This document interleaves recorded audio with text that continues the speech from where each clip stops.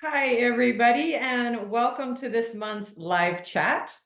Lynn will be joining us in a moment. But first of all, if you're enjoying these chats and you get value out of them, please share them with your barn mates, your friends. Lynn and I enjoy doing this for free with the hope that we're making some sort of positive impact on the wider horse community. So definitely feel free to share them after they publish on the YouTube channel and suggest future topics. Lynn and I love to hear what's rattling around in your brain. So hi, Lynn. Can you hear me okay? Hello. Yes, can you hear me?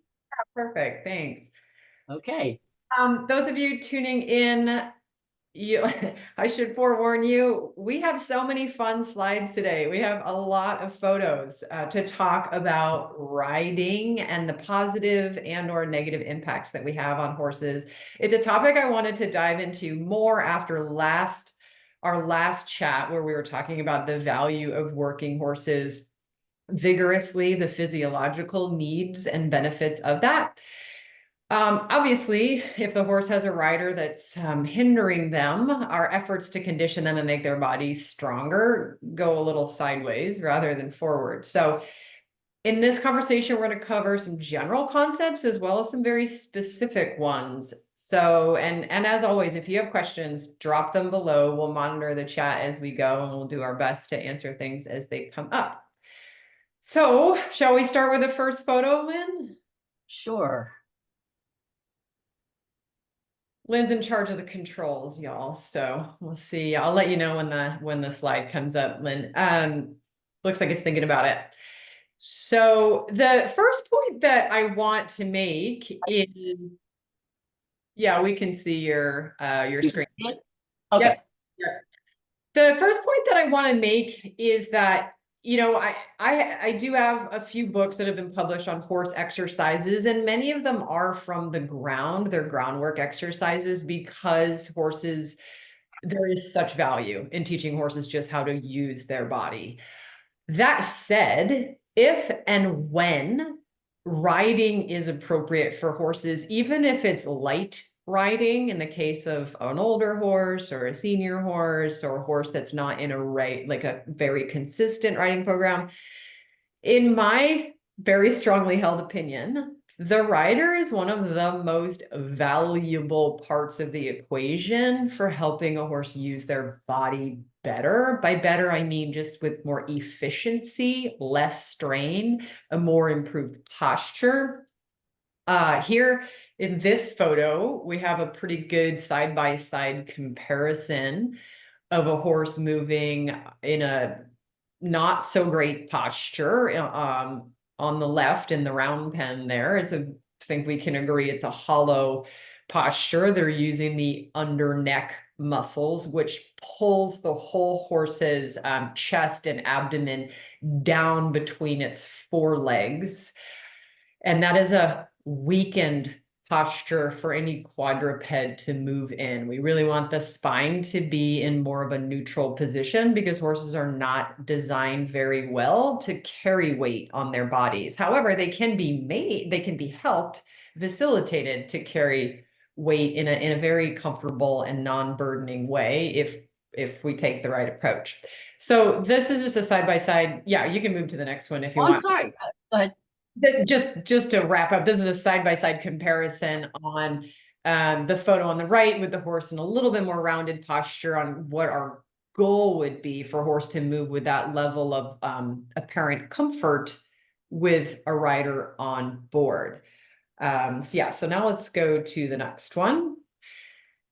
Now, this horse is a good example because the challenge when we talk about being a quote good rider is like if you ask different trainers, you might get different opinions. In my view, I think, well, learning to ride well, I think requires many lifetimes. It's such a pursuit of refinement and never-ending study. That's what makes it fun. I think the challenge and the complexity for many of us is that there might be this perceived ideal that you want to look like the folks we saw in the Olympics last month. You want that riding position, and if you read old riding manuals, that is the position that they tell you one must be in on that you must sit in when you're on a horse. The thing is, though, in today's world, the riding demographic is a bit different than the old cavalry manuals we're speaking to, certainly. And we also ride a much broader spectrum of horses than historically were ridden especially for pleasure pursuits. And so for that reason, along the journey of a horse learning to use its body correctly and in balance, we really have to account for each individual horse's capacity, their conformation, their natural aptitudes. So this is a fun slide, Lynn. You've got 4 very different horses here, different sizes, maybe ages, and Yes. just to kind of highlight that it might not be appropriate to assume that we would sit on each of these 4 horses in that nice, ear, hip, heel alignment that maybe many of us have had drilled into us. Did you want to add more on this slide? No, just that we've got 2 ponies, a thoroughbred, and a quarter horse, and we don't expect them all to move the same either. That their supposed ideal movement is going to be determined very much not only by their breed and conformation, but by their individual way of moving, right? So we have to allow some for that and make sure that we stay out of their way as best we can, right? Yeah, and so building on that, some horses' natural way of moving might be to kind of clomp along heavily on the front end. Let's say they may be a draftier breed. On the other hand, some horses might float across the ground like a thoroughbred, be very light on their feet, but they might be prone to being maybe a little bit higher and more hollow with their top line, just to give 2 very basic examples. And I'm reminded of, again, why learning to ride is such a journey, but also a quote that the late Egon van Neindorf, who was a German riding master, he was just a terrific person.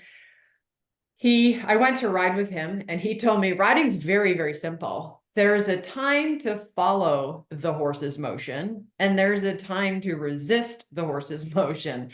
And the key is knowing the difference, like when to do it. I thought, if only, right? I mean, Yes. when do we follow the horse's natural motion? And when do we decide that that natural motion is not beneficial physically for that horse, and we want to influence our position, our body position, to change the natural movement to something that's more conducive to longevity and soundness for the horse. So to delve a little bit more into this, let's talk about the again, just to give a broad brush stroke here, we'll talk about the different seat styles. I'm guessing most of our photos show English tack, Lynn, but this really does apply to Western as well. Most of us are striving to sit in what we would call a full seat. So you're really sitting deep in your saddle. And by deep, I mean you're really letting your center of gravity feel very low and settled in your pelvis. You would like your heel to fall more or less under your hip in a nice plumb line. And your shoulders should be over your hips, so not too far forward and certainly not leaning backwards behind your pelvis. That would be a full seat in all the gaits, walk, trot, and canter. And finding that balance on a dynamic motion is difficult, as most of us know, especially, again, depending on the horse's natural movement. Now, the thing to consider, however, is that there is a time and a place to not be in a full seat. And I don't want to lose our dressage audience here.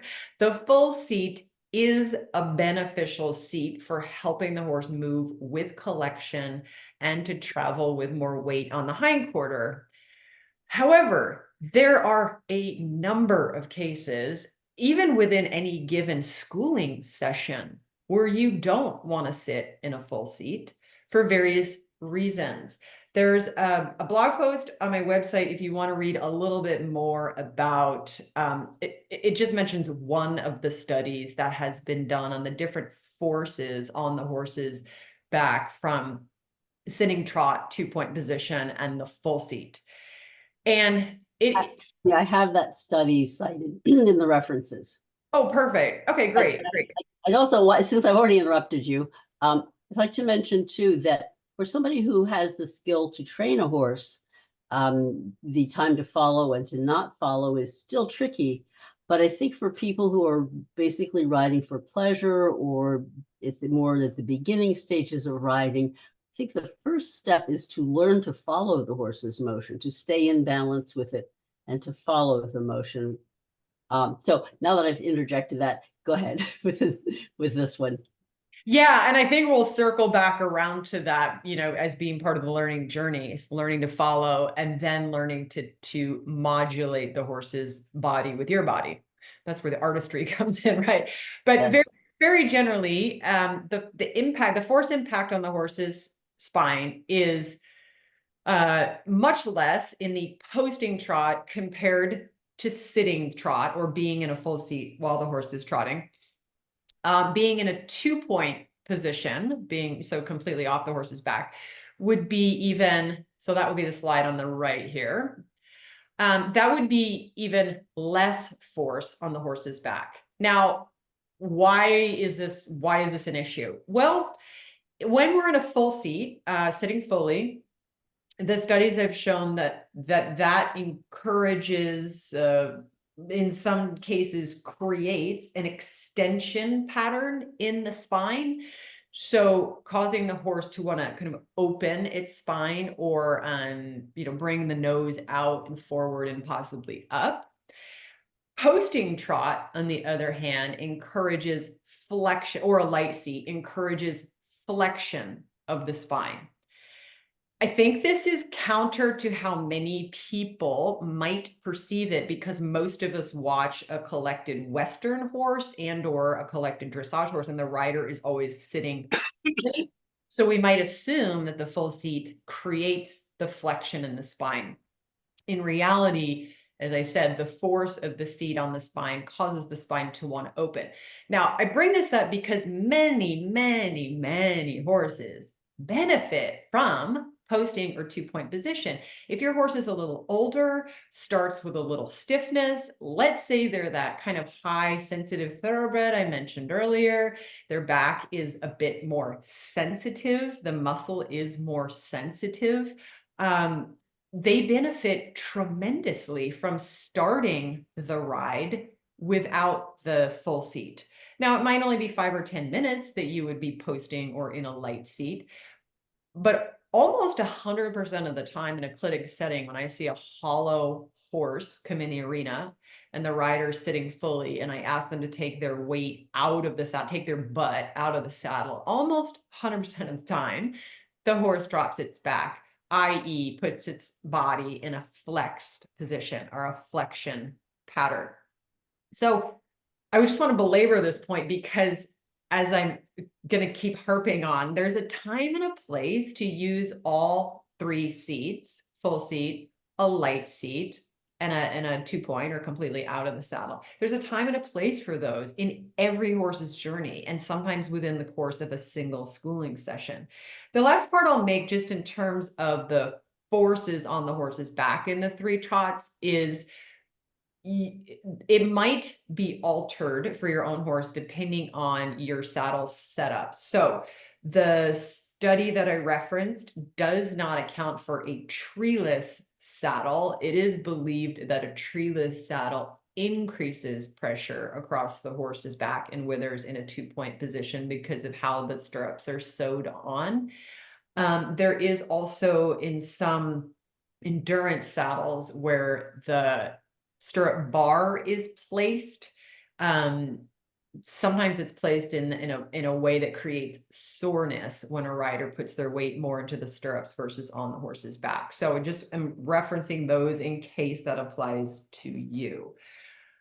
Okay, so moving along to our next slide. So sometimes half seat and light seat are used interchangeably. And I put this in here because, again, sometimes terminology becomes very confusing for us horse folks. We all might say things a slightly different way, but really mean the same thing. So typically a half seat or light seat just means that you're not really sinking down into the saddle. You might, hover a tiny bit above the saddle, but it's not a full 2-point position. It's kind of being between a full 2-point position and sitting fully. Again, this photo here is a young horse. She's big, but she's only 4 years old. And I often ride in a light seat on young horses in the canter because they just naturally round their top lines, again, because I'm not in the way. And we can see here, she's moving very nicely, very willingly, and very round over the top lines. So I tend to wait until they're 5 or 6 to put more weight, on their back fully. But again, it does depend on the horse's natural capacity and breed type. Anything you want to add here as we go along, Lynn? No, as long as we were talking about 2-point, I wanted to mention just a little bit about jumping, because we see some pretty dangerous things done in jumping, where here we have somebody who's balanced over the horse's center of gravity, which is where you want to be when you jump, and her hands moving forward, following the horse's mouth in an automatic release, something we rarely see. But I happened to find this one on the internet too, which is I thought a particularly good picture.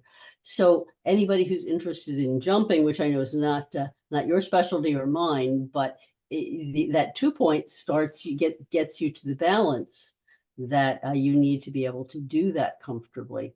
So I want to know, Jack, if you wanted to go on more about the specific seats, or if you and things that go wrong, or talk a little bit about this is a horse who's 7 years old and already has arthritis in her back.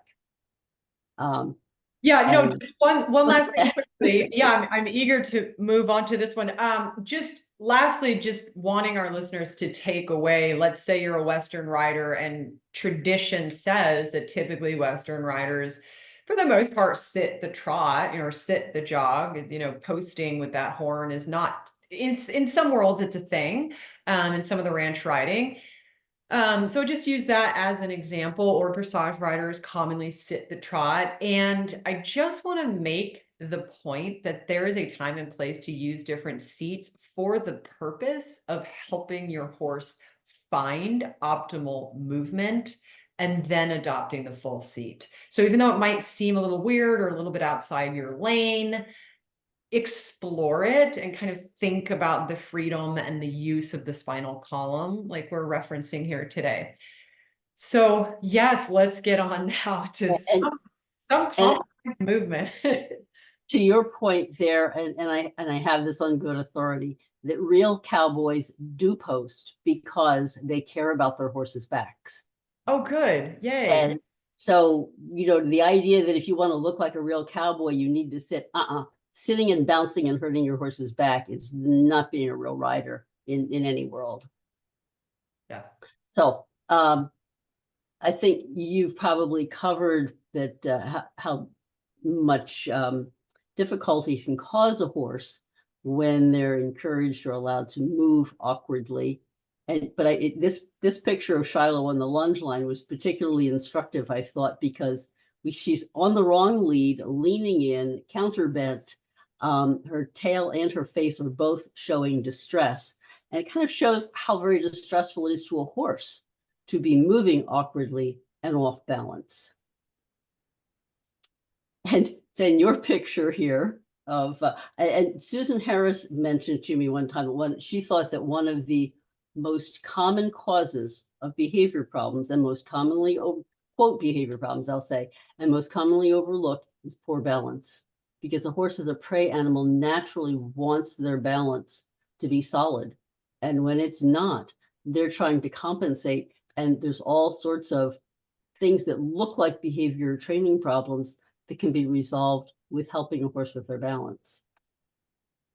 I think that's such an important point, and it seems simple, but I would just underscore this. If they don't feel safe and organized in their bodies, everything becomes amplified. Anxiety, spooking, Mhm. being unsettled, and we're not different. I know when I feel strong and balanced and flexible and ready to take on the world, I'm calm in my mind. I approach the day in a logical fashion. So, um, this photo for anybody, it's from a ride and tie race. If people wonder why I'm running with a helmet, I can't tell you why the rider doesn't have a helmet on, but the horse, this is a very, very cool horse.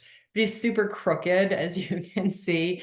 Very eager attitude, but just kind of very crooked, no balance to the canter. He's kind of just charging. So I thought this was a good one to illustrate a willing movement, but pretty out of balance. Yes, right. And I think when people often don't recognize how off balance they can be. It's not like a bicycle. You know, if you're off balance on a bicycle, you fall off. If you're off balance on a horse, very often the horse compensates for you, but at his own expense. So if we think of what it feels like to carry a child piggyback and have that kid leaning off to one side, it doesn't take long before you get pretty uncomfortable. And on this one, not everyone would notice right away, but my right shoulder is slightly lower than my left one. Bronze is drifting off to the right. Um, and this was a long-term problem for me with my right shoulder dropping, extra weight on my right seat bone, but it was so subtle that multiple riding instructors did not see it. Yet Bronze routinely had low back problems on the right, had a hard time taking the right lead, drifted to the right. So horses feel these things even quicker often than we realize, the more than anybody sees them. Following the horse's motion, when we choose not to, that should be a choice in a positive sense. But I've seen many people who feel like they need to be in a correct position. And as you were mentioned earlier, sometimes what is called a correct position isn't where we want to be. And in this one, I've arched my back, and you can see how stiff my body is. You can't follow your horse's motion with an arched back. Force your heels down, another one of these things that people think is a correct position, but look how far behind the motion the rider is. And in fact, her horse has one eyeball kind of looking around at her like, what the heck are you doing back there? Because this horse is accustomed to being ridden by a rider who's well balanced with her.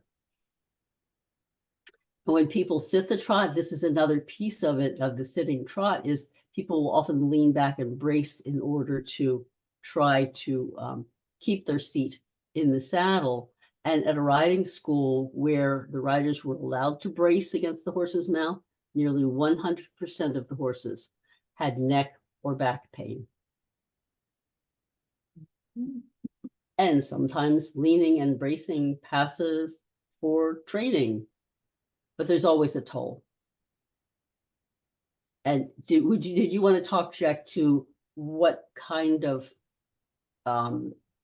issues a horse might have ridden in this sort of?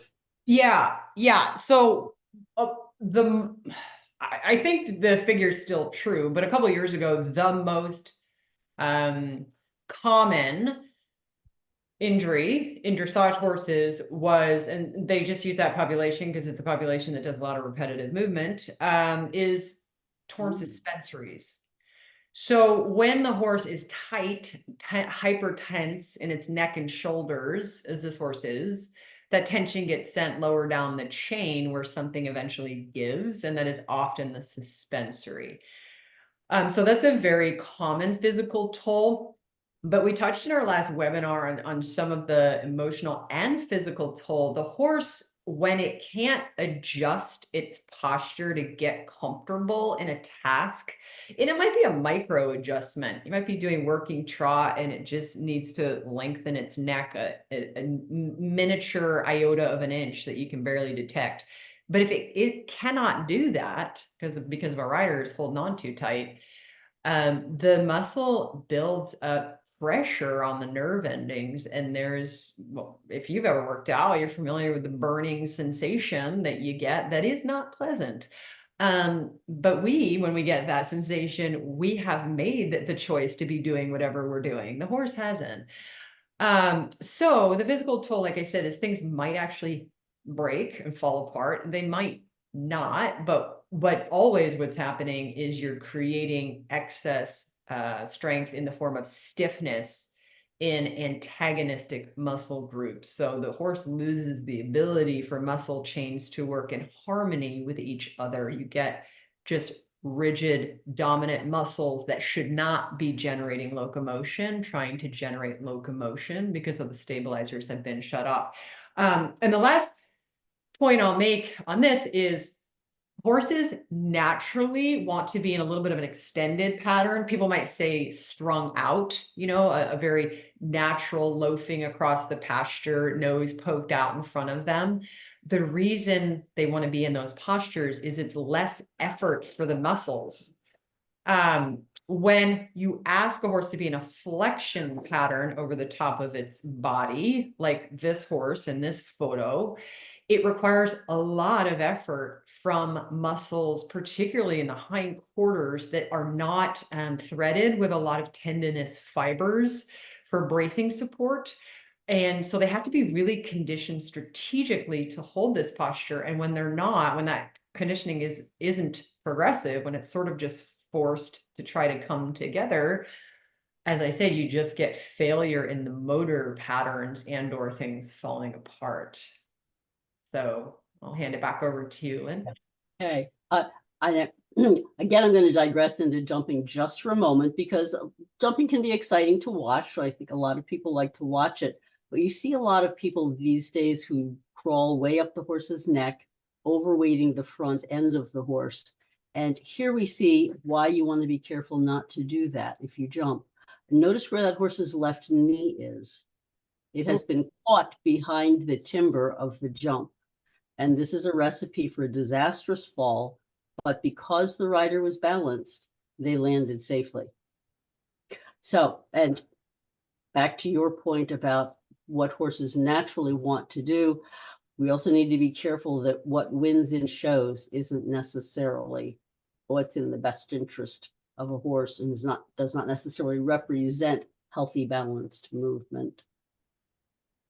Yeah, I think that's a really important point. Yeah, competitions have evolved for various reasons to historically show off your breeding stock, or it was a form of entertainment way back in the early 1900s. You'd gather up the family and go to a horse show, but it certainly did not evolve as a measure of healthy movement, and that is just critical to keep in mind. Right. So some things we can do to help our horses move better, and you already mentioned the saddle being important and balance for the rider. Bit or bitless, the horse needs to be relaxed and responsive, and exercise needs to be appropriate, warm up and cool down. So, as you mentioned earlier, this specific posture is a good starting point because it requires the least stress for the rider and the horse because they're in balance together. But as soon as we start moving, that can change. Yeah. And being able to move with your horse is important. So when in doubt, as you made this point already, when in doubt, post. And I mentioned early in the earlier slide that when the rider slides forward, rolls forward on her thighs, and stays as low as possible, then we make posting the minimal impact on the horse's back too. You don't want to be standing up in the stirrups and bouncing back down on the horse's back. And I noticed in your posting pictures, Jack, that you're like so close to the saddle, it almost looks like you're not leaving the saddle. So that makes for very minimal impact on the horse's back.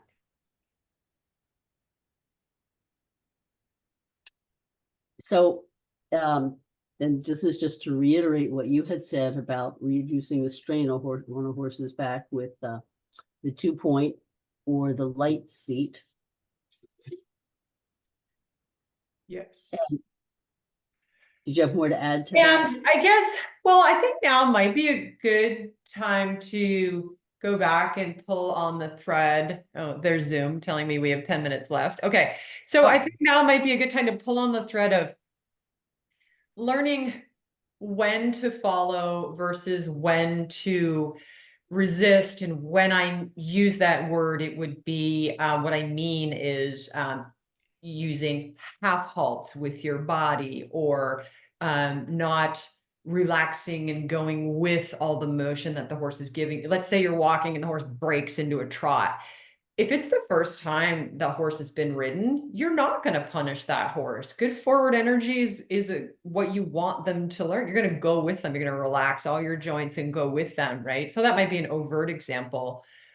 However, compared to when I ride my horses, if the rhythm changes because they got distracted or they kind of fell heavier with their weight on the front end, I will use my body to interrupt that momentum because I want the balance in a different place. But I wouldn't do that on a young horse. A, it's not fair. They don't understand. And B, they haven't mastered the basics for that cue to work or even make any sense.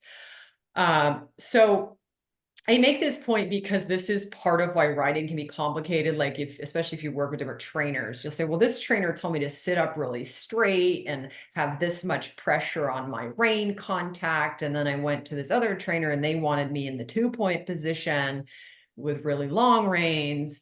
And what the heck? And first of all, I think it's always a good idea to just ask why. I mean, you shouldn't be practicing equitation just for the sake of looking good. There really is a function. And sometimes it's helpful just to ask the instructor, oh, why are we doing 2-point? What is this accomplishing for my horse? Because there are phases of going with the horse. I think that's what Sally Swift was so good at teaching, centered riding. Probably many of you have heard of that book, was how to follow the horse's motion. And then later we learn how to influence it and maybe change it so it's a little bit more biomechanically correct. But it's a process and there's an art to it. Is there anything you want to weigh in there? Well, it occurs to me that one of the examples that many of us have learned is altering your posting rhythm to influence the horse. I remember the first time I was taking a lesson with Wendy Murdoch, and she said, "Can you post your horse down to a walk?" And oh, I just posted slower, and the next thing I knew, she was walking. So that's an example of an influence that is still not interfering with the horse, but giving her an influence that says to her, oh, let's slow this down. Or maybe increase your posting rhythm if you have a horse that you want to show a little bit more energy. Yeah, so you'd be using your body to influence the horse. There's a time to follow what the horse is giving you and a time to influence more what the horse is giving you. And again, the purpose of all this is to help the horse. Because I'm gonna bet, Lynn, in that example with Wendy Murdoch, who anybody who hasn't checked out Wendy's stuff, she's gold. She's such a great instructor. Posting down to a walk, to use that terminology, helps the horses stay more round. A mistake many people make with young horses or green horses is they're posting the trot and they want to walk, so they sit down deep into the saddle. And what that does is push the horse's hind legs out behind it because either its back isn't strong enough, it lacks the balance, it falls out of balance in the transition. If you post right until that last nanosecond before the horse takes his first stride to walk, they keep their back lifted for you. You don't then end up pulling on the reins to be like, oh, hey, I want you to walk, right? You can be lighter with your hands. Yes. Yes. And then we have that communication that becomes almost like a conversation. And along that same line, something that I hadn't heard until recently was post the minute you ask your horse to trot. I was taught originally, well, you sit the trot till you figure out where your diagonal is, then you rise on the correct diagonal and off you go. And my current instructor said at one point, well, post with the first trot step. And I said, but I might not be on the right diagonal. And she said, first of all, too bad, fix it if you need to. Secondly, she said, it's amazing if you post on the first trot step how often you're on the correct diagonal anyway. And by golly, that's been working. So I think that's the corollary to what you said about not sitting when you ask the horse to walk. Then we can also post as soon as we ask them to trot, so that we're not influencing the trot already with a heavy body on their back as they start off. And also, to go back to your stiff rider back slides that you had, many people learned when they go from trot to canter that you're trotting in the posting trot, and then you would sit the trot for a couple of beats and then ask for a canter. And if you're not great at sitting trot and you get very stiff and bouncy while you're asking the horse to canter, let me tell you, it's not going to be a good canter departure. And that's another case where, regardless what ideal you might be aiming for, if you can help your horse make that transition repeatedly with nice, comfy balance, it's a much more pleasant place for you to later try to sit the trot and give the same request. Because if you're getting all braced up and rigid, it's not going to improve the horse's departure. So let go of that for a second. Did we make it through all our slides, Lynn? We have almost 4 minutes left. Well, yes, we did make it through all of our slides. I just had a quick thank you to my sister and her horse Finn and my mount Corey for posing as good sports for these pictures. And we've got some resources on this slide, all of your books and courses, Jack, and your videos, and Wendy's, Sally Swift's books. And I have a chapter in my book called Being a Considerate Rider. And my focus is, we can't all be great riders, but we can all think about our horse's comfort in the process. And I have suggestions there for that. And we've got references. So yeah, that's what. These are some studies, right? Those links that you've included. Those are the studies. Yeah. Okay. Those are also in your book, in that chapter that you referenced. Yes, they are. Okay. That's right. So go ahead. Okay. Yeah. So as always, when we post a video on YouTube, if you have questions, include them below. Maybe it's challenges you're working on, but I think the main takeaways for me, and then maybe you could share yours, Lynn, is just giving people a bit more permission to think outside the box. I think we do that a lot with our topics, but there is a general riding ideal, no matter what your discipline, of alignment of a rider's body that we want, but it also is situational. And it's dependent on your horse's phase of training and aptitudes and what you're accomplishing within any session. So don't be dogmatic. We want to have goals, but don't be dogmatic to help your horse on any given day. Those would be my closing comments. What about you, Lynn? Same thing. Try to stay in balance with your horse and make yourself as easy to carry as possible. And that's a lot more important than what you look like. And so if you look a little sloppy because you're following his motion, your horse is the one who really needs to be happy, not anybody who's watching you. Wonderful. And then in the small time we have left, I made myself a note because I didn't want to forget. Sometimes I have folks tell me who are pretty aligned and they only ride trail and they always ride on a loose rein. And they'll say, well, I've learned to follow my horse's motion. I've checked all these boxes, but I did want to go back and remind you of what we brought up in the presentation, that a horse can only carry a rider without burden if it is moving with a correctly elevated and neutral spine. And that only comes from learning to work in a good posture. And it is to achieve that, it is necessary sometimes to work in a nice working posture. Like we see with these two horses on the slide. So they've done a number of studies that show riding horse 100% of the time on a loose rein is unfortunately not great for them. So unless they're in the world's most perfect balance. So we're not off the hook for seeking that balance for horse and rider. No, because horses need to learn to carry a rider. It's not what they were built to do on their own. So they do need some help from us. Yeah. Yeah, well, what a fun journey. So, well, thanks for tackling this with me, Lynn. And we will come up with something for next time. Good to see you. Oh, so long.